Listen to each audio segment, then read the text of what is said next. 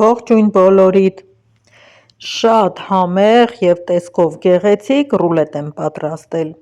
վստահեցնում եմ հանգիստ փորձեք, շատ լավ է ստացվում, պատրաստել եմ սպանախով ռուլետներ,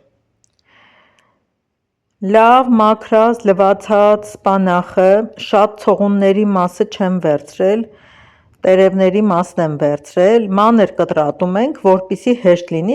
բլենդերով հարելը, հիմա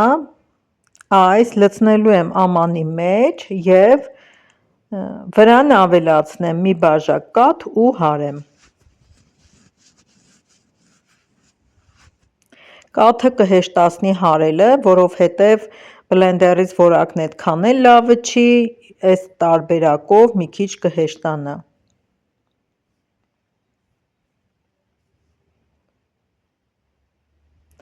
ավելացնում եմ 4 ձու, էլի հարած վիճակում, ձուն փրփրած էր, պարզապես կտրելուց մի քիչ շատ էի կտրել, տեսանելի չեղավ, վրան ավելացնում եմ աղ, սև պղպեղ և 3 ճաշի գդալի չափով ալյուր, նմանատիպ սպանախով ռուլետներ շատ կարող եք գտնել յութուբյան ալիքներում, բայց համարյա թե բոլորը նույնն էր, են խառնելուց սկսած, երբեք չտեսա խոսքի կաթը ավելացնեին սպանախի վրա նոր հարեին, այդպես չէին տեսել, չէին անում,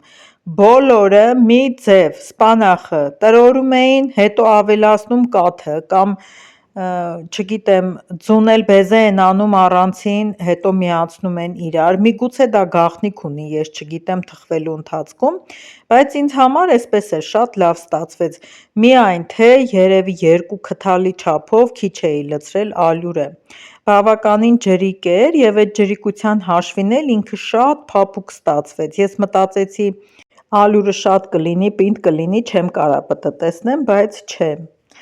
ուրեմն 4 ձու եմ վերցրել, ձվի դեղնուցը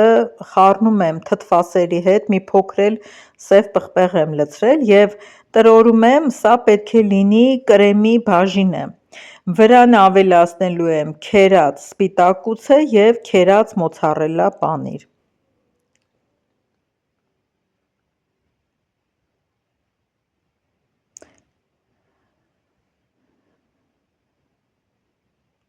ահա թխվեց, թխել եմ 200 աստիճանի տակ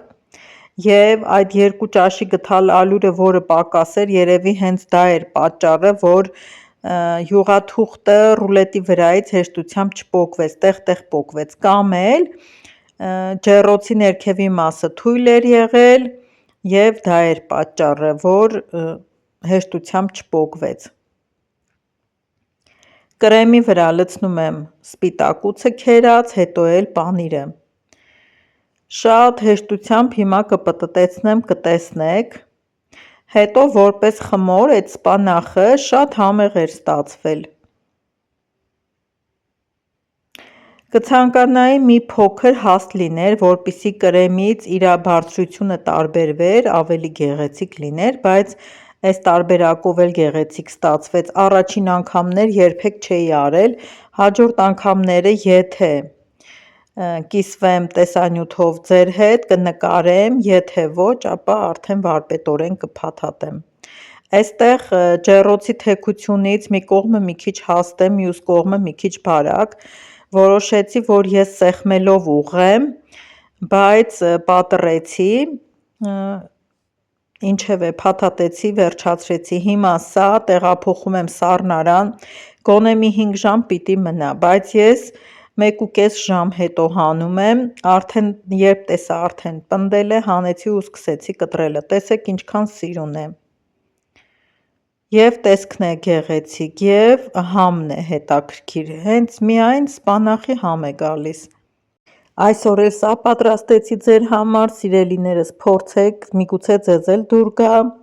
և հյուրասիրեք ձեր ընտանիքի անդամներին, թող իրենք էլ համ տեսեն, կհանդիպենք հաջորդ տեսանյութում։